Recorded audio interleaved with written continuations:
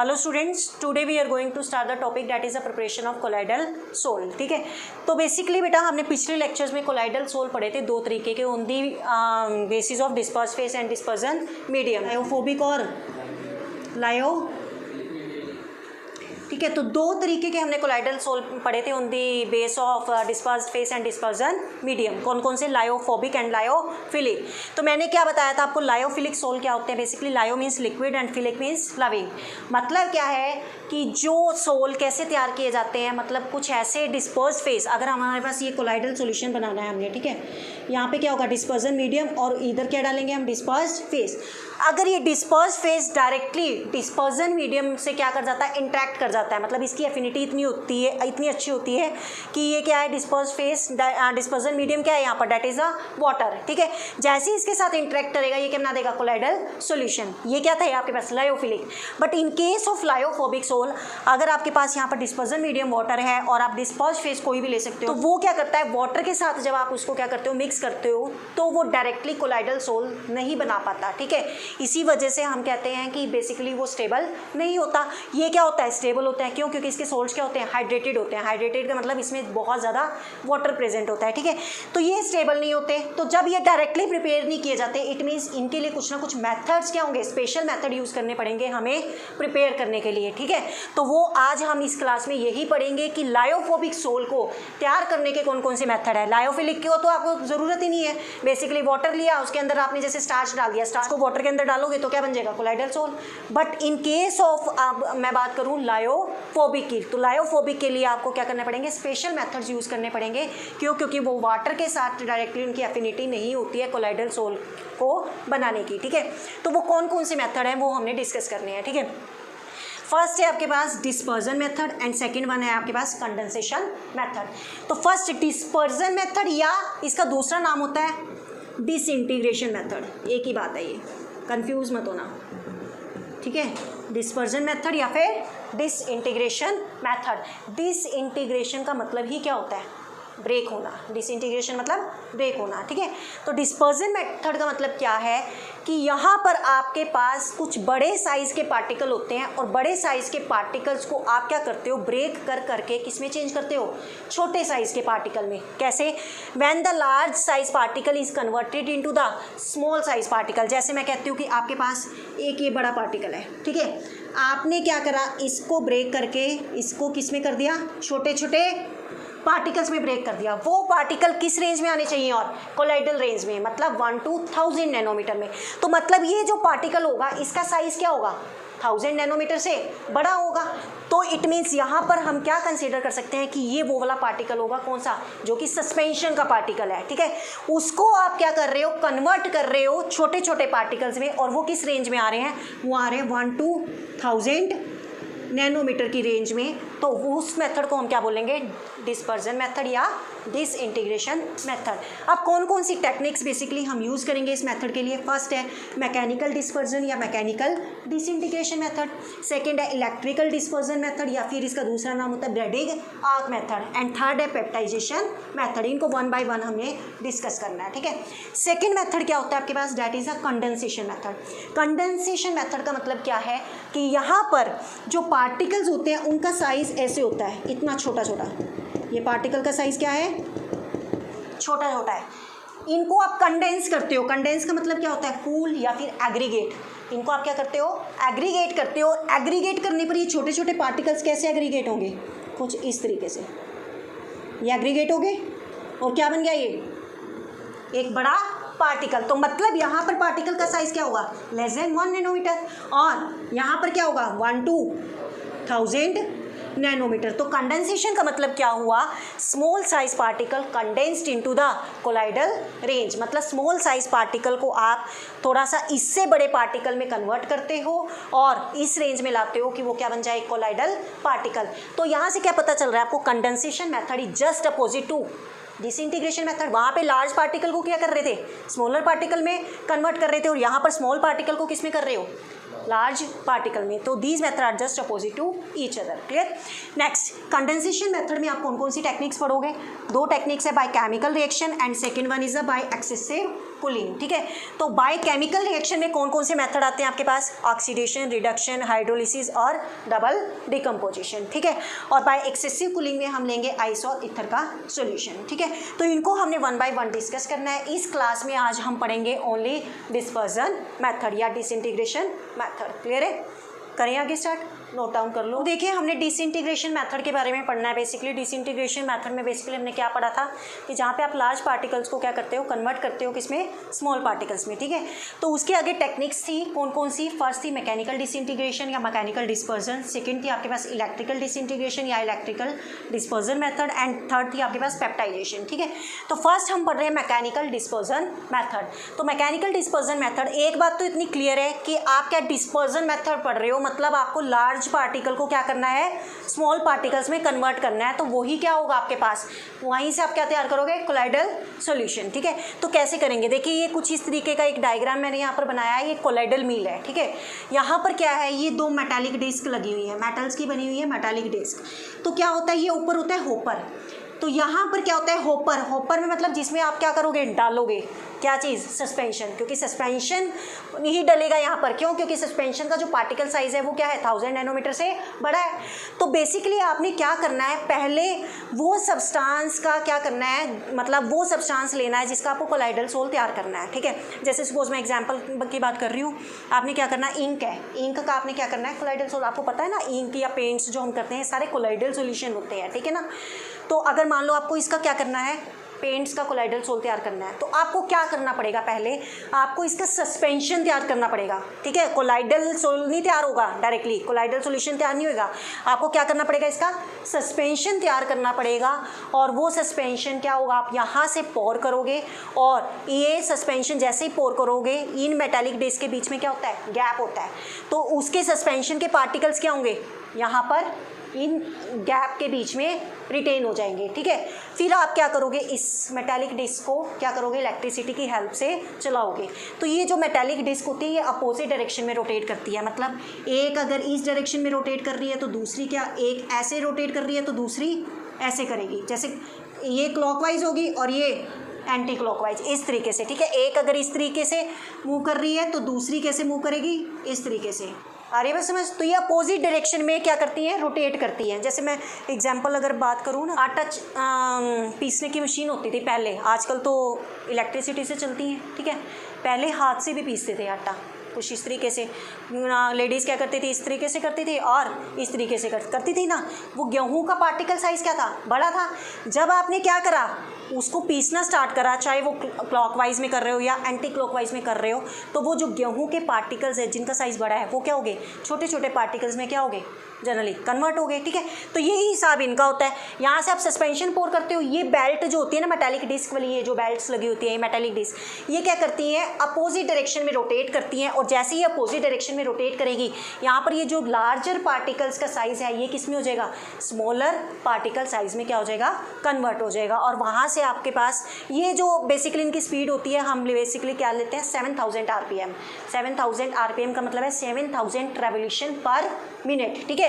कि एक मिनट में ये 7000 रेवोल्यूशन की पर मिनट की स्पीड से क्या करती हैं, रोटेट करती है। इतनी तेज़ी से रोटेट करती है कि इनका पार्टिकल साइज़ क्या हो जाता है, रिड्यूस हो जाता है। और वो किस रेंज में आ जाता है, कोलाइडल रेंज में आ जाता है, ठीक है। तो उसी को हम क्या बोलते हैं, मैकेनिकल डिस्पर्जन मेथड। देखिए क्या है, it consist of two metallic disc close to each other and rotating at a high speed in opposite direction, ठीक है। ये दो मेटालिक डिस्क कंटेन करते हैं जो कि अपोजिट डायरेक्शन में रोटेट करती है और इनकी स्पीड क्या होती है, बहुत हाई होती है। So that larger particle converted into the smaller particle, ताकि जो लार्जर पार्टिकल है वो किस में कन्वर्ट हो जाए, स्मॉलर पार्टिकल में, ठीक है। जैसे एग्जांपल की अगर हम बात करें मैकेनिकल डिस्पर्जन मेथड से हम किन किन का कोलाइडल सॉल्यूशन तैयार कर सकते हैं, इंक का, पेंट्स का, इससे तैयार करते हैं, मैकेनिकल डिस्पर्जन मेथड से तैयार करते हैं, ठीक है। नेक्स्ट आता है आपके पास इलेक्ट्रिकल डिस्पर्जन या फिर ब्रैडी गार्क मेथड या इलेक्ट्रिकल डिसइंटीग्रेशन मेथड, कुछ भी बोल सकते हो, ठीक है। ये इंपॉर्टेंट है, ठीक है। ये बेसिकली पेपर में पूछा जाता है, ये वाला और एक पेप्टाइजेशन मेथड, ठीक है। तो इसमें देखो, इसमें क्या होता है, इसको बड़े ध्यान से समझना।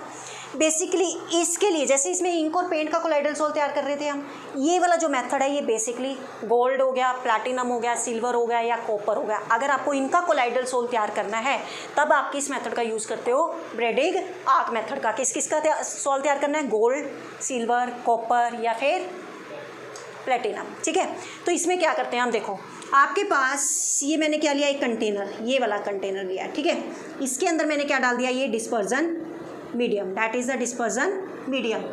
और जिसका सोल तैयार करना है आपको, जिसका सोल तैयार करना है उसके आपको क्या बनाने हैं, इलेक्ट्रोड। जैसे आपको गोल्ड का सोल तैयार करना है तो ये जो 2 इलेक्ट्रोड्स बनाओगे ये किसके बने हुए होंगे, गोल्ड के। अगर आपको सिल्वर का सोल तैयार करना है तो आपको यहाँ पर 2 इलेक्ट्रोड कौन से लगाने पड़ेंगे, सिल्वर के। अगर आपको प्लेटिनम का तैयार करना है तो ये 2 इलेक्ट्रोड किसके बनाने पड़ेंगे, प्लेटिनम के। समझ आ रही है इतनी बात।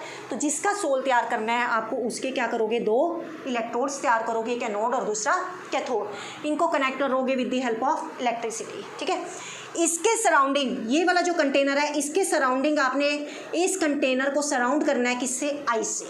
ठीक है, यहाँ पर ये क्या डले हुए हैं, आइस क्यूब्स। आइस क्यूब्स का मतलब क्या, आइस के छोटे छोटे पीसेस डाल के आपने इस कंटेनर के क्या कर दिया, इसके सराउंड लगा दिया इसको। ठीक है, अब क्या होगा, देखो ध्यान से सुनना मेरी बात, कि जैसे ही आप इलेक्ट्रिसिटी पास कराओगे, इलेक्ट्रिसिटी पास कराने पर क्या होगा, ये 2 इलेक्ट्रोड्स कुछ इस तरीके से कांटेक्ट में आएंगे। ठीक है, डिस्पर्जन मीडियम के अंदर कुछ इस तरीके से, समझ रहे हो, ये जो 2 इलेक्ट्रोड है ये आपस में किस तरीके से, इस तरीके से कांटेक्ट में आएंगे। ठीक है, और ये क्या है, सॉल्यूशन डिस्पर्जन मीडियम अगर वाटर है, ऊपर से आप क्या कर रहे हो, इन इलेक्ट्रोड्स को इस तरीके से क्या करा रहे हो, कनेक्ट करा रहे हो। समझ रहे हो, ये इलेक्ट्रोड्स क्या है, इस तरीके से क्या हो रहे हैं, आपस में एक दूसरे के कांटेक्ट में आ रहे हैं। तो जैसे ही एक दूसरे के कांटेक्ट में आएंगे और ये इलेक्ट्रोड किस में डिप्ड हुए हैं, डिस्पर्जन मीडियम में, तो इनके बीच में क्या प्रोड्यूस होगी, स्पार्क। स्पार्क का मतलब क्या है, यहाँ से क्या है, हीट निकलती है। ठीक है, जब यहाँ से हीट निकलेगी तो मतलब मेटल्स ये जो बने हुए ये मेल्ट होना शुरू होंगे। हीट निकल रही है, स्पार्क प्रोड्यूस हो रही है, हीट निकल रही है, हीट निकल रही है, तो ये क्या हो गए, मेल्ट होना शुरू हुए। मेल्ट होना शुरू हुए तो इनके क्या बनने शुरू होंगे, वेपर्स। क्यों, क्योंकि हीट प्रोड्यूस हो रही है। ठीक है, जैसे वेपर बनने शुरू होंगे, आपको एक फिनोमिना अगर पता हो, सॉलिड, लिक्विड और liquid to gas, the state are interchangeable. ठीक है, कुछ इस तरीके से सॉलिड को अगर आपको लिक्विड में चेंज करना है तो आप क्या कर दो, मेल्टिंग कर दो। लिक्विड से गैस में चेंज करना है तो आप क्या कर दो, बॉइलिंग कर दो। गैस से लिक्विड में चेंज करना है तो क्या कर दो, कूलिंग। लिक्विड से सॉलिड में चेंज करना है तो क्या कर दो, फ्रीजिंग। ठीक है, अब जैसे वाटर है, मैं फॉर एग्जांपल बात कर रही हूँ, अगर वाटर की सॉलिड फॉर्म लूँ, आइस को लिक्विड में चेंज करूँगी तो वो वाटर में चेंज होगा, और अगर मैं उसको गैस में चेंज करूँगी तो वो किस में चेंज होगा, वाटर वेपर्स में। तो यहाँ पर आपको इस मेटल के वेपर्स तो तैयार हो गए। अब वेपर्स को मैं क्या कह रही हूँ, ठंडा करवा रही हूँ। क्यों, क्योंकि साथ में क्या लगी हुई है, आइस बात। तो जैसे मैंने उस वेपर्स को ठंडा करा तो वो किस में आ जाएंगे, लिक्विड में।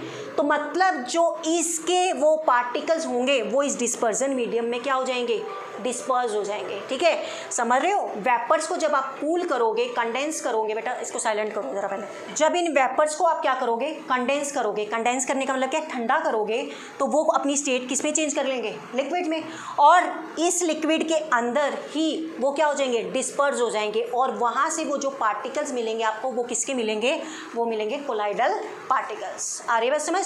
तो देखिए ब्रैडी-गार्क मेथड क्या होता है, it is use to prepare the colloidal sol of the metals such as gold, silver, copper, platinum etcetera. ठीक है, in this method an electric arc is set up between the 2 metallic electrodes. इन 2 metallic electrode के बीच में क्या setup करा था हमने, एक इलेक्ट्रिक आर्क या स्पार्क, जो बोल रहे थे स्पार्क। ठीक है, that is set up between the 2 metallic electrodes suspended in dispersion medium। और ये किसके अंदर डिस्पर्स थे, डिस्पर्जन मीडियम के अंदर।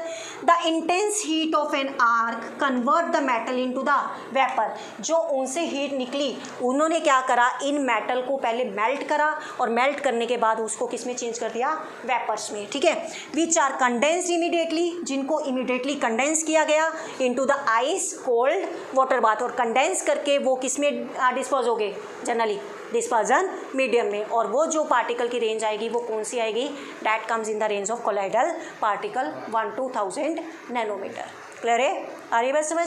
तो यहाँ पर भी आपने क्या करा, जनरली बड़े पार्टिकल से किस में चेंज करा, छोटे पार्टिकल्स में। ठीक है, क्योंकि ये तो बड़े पार्टिकल्स है, इससे किस में करा, छोटे पार्टिकल्स में। क्लियर है, कर लोगे, चलो नोट डाउन करो फिर आगे चलते हैं। हाँ जी, नेक्स्ट मेथड है आपके पास पेप्टाइजेशन। ये भी मेथड इंपॉर्टेंट है आपके पास।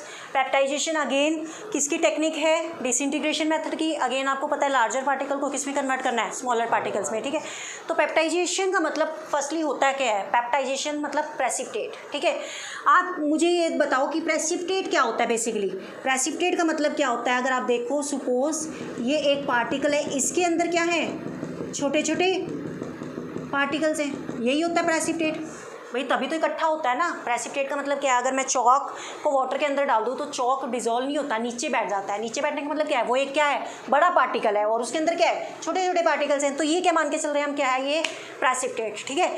तो प्रेसिपिटेट एक इतना बड़ा प्रेसिपिटेट है और इसको आपको क्या करना है, छोटे छोटे पार्टिकल्स में ब्रेक करना है। तो मतलब क्या है, ये क्या हो गया प्रेसिपिटेट। जब आप इस प्रेसिपिटेट को जनरली क्या करोगे, लार्जर पार्टिकल है ये प्रेसिपिटेट का, ठीक है। जब आप इसको क्या करोगे, छोटे छोटे पार्टिकल्स में ब्रेक करोगे, but with the help of adding an electrolyte, ठीक है, तो वो क्या कहलाएगा, that process is called the peptisation, ठीक है। अब इसको समझेंगे, देखिए कैसे। A process in which freshly prepared precipitate converted into the colloids by adding the suitable amount of electrolyte, ठीक है। कोई भी अगर हमें सपोज क्या बनाना है, कोलाइडल सोल बनाना है, तो हमें पहले उसका क्या करना पड़ेगा, प्रेसिपिटेट तैयार करना पड़ेगा। उसका प्रेसिपिटेट तैयार करेंगे, उसके अंदर हम इलेक्ट्रोलाइट डालेंगे, इलेक्ट्रोलाइट डालेंगे तो वो क्या करेगा, एक प्रेसिपिटेट छोटे छोटे पार्टिकल्स में क्या हो जाएगा, ब्रेक हो जाएगा, ठीक है। जैसे फॉर एग्जाम्पल अगर मैं बात करूँ, आपको मैंने बताया था कि अगर ये प्रेसिपिटेट है, ठीक है, इनके इसके अंदर क्या है आपके पास, ये छोटे छोटे पार्टिकल्स हैं, तो उन पार्टिकल्स के ऊपर चार्ज क्या होगा, सेम होगा उनके ऊपर भी। तो हम अगर मान रहे हैं कि पॉजिटिव चार्ज है, ये क्या है, पॉजिटिव चार्ज है, तो क्या करेंगे, जैसे ही हम इसके अंदर इलेक्ट्रोलाइट डालेंगे, ठीक है, इलेक्ट्रोलाइट कोई पॉजिटिव भी हो सकता है और नेगेटिव भी हो सकता है। तो ये क्या करता है बेसिकली, ये जो पॉजिटिव चार्ज है ये क्या करता है, इन दोनों में से कोई एक आयन को क्या कर लेता है, अपने सरफेस पर क्या कर लेता है, एब्जॉर्ब कर लेता है, कोई भी, चाहे वो पॉजिटिव करे चाहे वो नेगेटिव करे, ठीक है। अब आपको पता है पॉजिटिव चार्ज अगर इन पार्टिकल्स के ऊपर क्या है, पॉजिटिव चार्ज है, तो ये पॉजिटिव चार्ज आपस में क्या करेंगे, रिपेल करेंगे तो दूर दूर भागेंगे, और दूर दूर भागेंगे, कब भागेंगे, जब आपने क्या कर दिया, कोई इलेक्ट्रोलाइट ऐड कर दिया, ठीक है। दूर दूर भागेंगे तो क्या हो जाएंगे, कुछ इस तरीके से हो जाएंगे, समझ आ रहे हो। तो इट मीन्स ये बड़ा पार्टिकल किस में चेंज हो गया है, छोटे पार्टिकल में। आ रही है बात समझ। अब इसका कॉज ऑफ पेप्टाइजेशन क्या है बेसिकली, कॉज ऑफ पेप्टाइजेशन देखो, पहले ये एग्जांपल बाद में समझाऊंगे।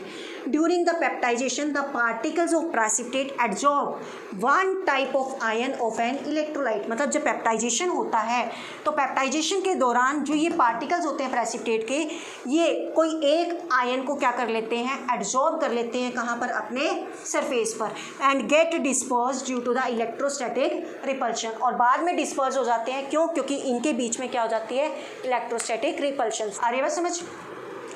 अब एग्जांपल देखो, जैसे मैं कहती हूँ ये फेरिक हाइड्रोक्साइड है, ये इसका एक प्रेसिपिटेट है, ये जो मैंने सर्कल में रिप्रेजेंट करा हुआ है इसका मतलब क्या है, बड़ा पार्टिकल, ठीक है। ये FeOH होल थ्राइस क्या है, एक प्रेसिपिटेट है, और हमने बेसिकली क्या करना है, इसका कोलाइडल सोल तैयार करना है। इसके अंदर मैंने इलेक्ट्रोलाइट क्या डाल दिया, FeCl3, क्या डाल दिया, FeCl3। Fe के ऊपर है प्लस के 3 चार्ज और Cl के ऊपर है माइनस के 3 चार्ज। तो ये क्या करेगा हाइड्रोक्साइड, यहाँ से ये जो प्लस के 3 चार्ज है, मतलब Fe+3 आयन को अपने सरफेस पर क्या कर लेगा, एब्जॉर्ब कर लेगा। जब एब्जॉर्ब करेगा, इस Fe और Fe के बीच में क्या होगी, रिपल्शन होगी। यहाँ से देखिए ये छोटे छोटे पार्टिकल्स में क्या हो गया, ब्रेक हो गया, और इसके आसपास कौन सा चार्ज एब्जॉर्ब हो गया, ये प्लस का चार्ज, और ये जो पार्टिकल्स हो गए ड्यू टू द रिपल्शन, ये क्या हो गए, सेपरेट हो गए।